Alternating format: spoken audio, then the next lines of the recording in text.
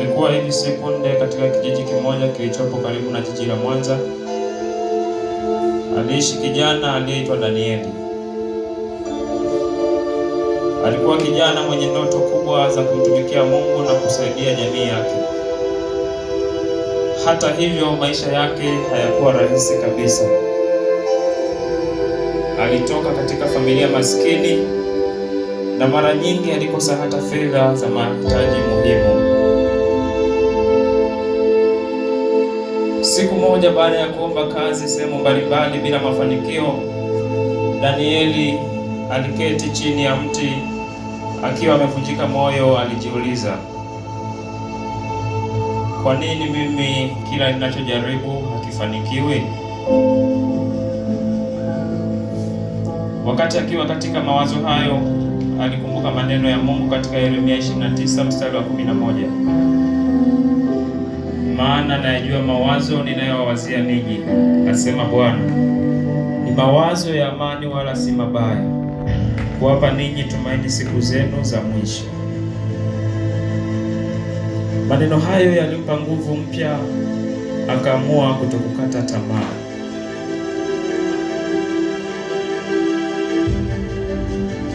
Wiki chache baadaye, baadhi ya marafiki zake walimshawishi kujiingiza katika njia za mkato za kupata fedha. Walimwambia, Danieli, ukifuata njia hii utapata pesa nyingi kwa haraka.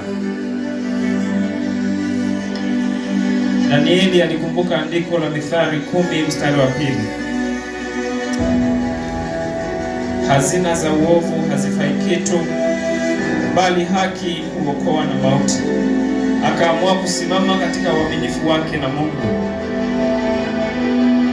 Kadiri siku zilivyopita, Danieli aliendelea kujifunza, kufanya kazi ndogo ndogo na kushiriki katika shughuli za vijana kanisani. Wakati mwingine alichoka, lakini hakusimama. Alikumbuka maneno ya Wagalatia 6 mstari wa 9. Tena tusichoke katika kutenda mema, kwa maana tutavuna kwa wakati wake tusipozimia roho. Mwaka mmoja baadaye, shirika moja lilitangaza nafasi za mafunzo kwa vijana, lakini Danieli aliomba na akachaguliwa kati ya mamia ya waombaji. Baada ya mafunzo hayo, alipata kazi nzuri na kuanza kusaidia familia yake pamoja na vijana wengine waliokuwa wakipitia changamoto kama alizowahi kupitia. Siku alipokuwa akitoa ushuhuda wake mbele ya vijana wenzake, alisema, nilijifunza kuwa changamoto si mwisho wa safari. Mara nyingi Mungu hutumia magumu kutuandaa kwa washindi wakubwa, kwa ushindi mkubwa. Aliwasomea vijana kitabu cha Timotheo wa kwanza sura ya 4 mstari wa 12. Usimdharau mtu awaye yote, asiudharau ujana wako, bali uwe kielelezo kwa waaminio katika usemi, mwenendo, upendo, imani na usafi. Vijana wote waliguswa na vile alivyopitia katika maisha, wakaamua kuishi kwa bidii, maombi na matumaini makubwa kwa Mungu. Nilijifunza kuwa kijana, usikate tamaa kwa sababu ya changamoto unazopitia katika maisha yako. Epuka njia za mkato zisizompendeza Mungu. Kijana, endelea kuomba na kufanya kazi kwa bidii. Jana ni kipindi ambacho ni cha kuonyesha mfano mwema. Mungu ana mpango mzuri kwa kila kijana anayemtumaini. Kijana anayemtegemea Mungu leo anaweza kuwa kiongozi wa mabadiliko makubwa kesho. Isaya 40:31.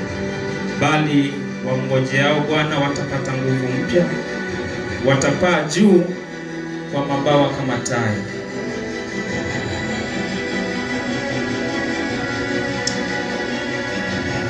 Ulikuwa nami msimuliaji wako Japhet Francisco.